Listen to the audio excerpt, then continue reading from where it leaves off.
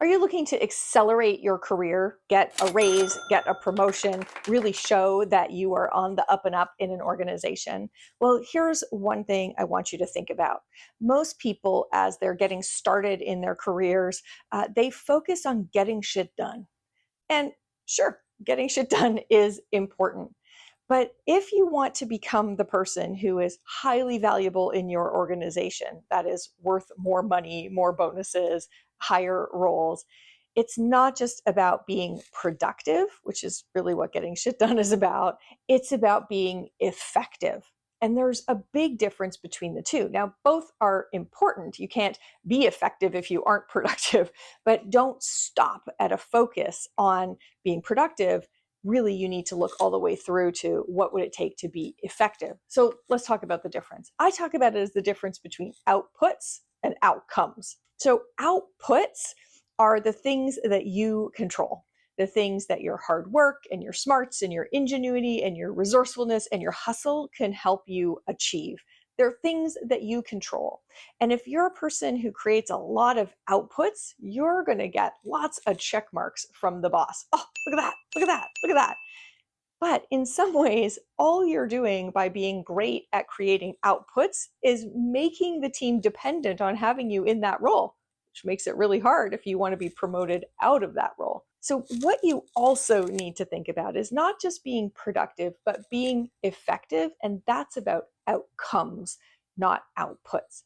So, what's an outcome? An outcome is something that happens after your output, something you're not in control of. So imagine you're a salesperson, your output is I made so many outbound calls, I booked so many client meetings, I gave presentations, and amazing that I was so productive.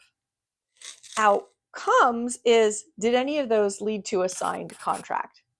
And we don't have to jump all the way to a signed contract. Maybe did any of those meetings lead to a sales qualified lead, to a proposal? We can look at leading indicators, outcomes. But again, the key thing is you don't control those things. So you don't get to sign the contract on behalf of the client. You don't get to take the next meeting. So those are all outcomes that happen as a result of your work. Now, what you want to do if you want your star to rise in an organization is to balance your focus on outputs and outcomes. And if at any point all of that hard work and all of those outputs are not leading to the outcomes you need, that's when you need to reassess. So the first thing you can do is just think about this concept.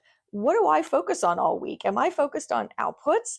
And have I connected those to the outcomes I need? You can talk with your manager about what are the most important outcomes. And one of the best ways to know that is to know how is your manager being measured. I bet you that the ways your manager is being evaluated create some of the key outcomes that you need to think about. And then talk with your manager about what's working, what's not working. If you're over time not seeing a connection between more and more output, but not the outcomes that you're looking for, well, what do you need to change? What's a new approach? So by balancing what you pay attention to, what you measure, what you manage, where your energy goes, balancing that between outputs, yes, be productive, awesome, but also constantly asking, am I as effective? Is my work, is all that I'm doing leading to the things that are most important for our team and our business?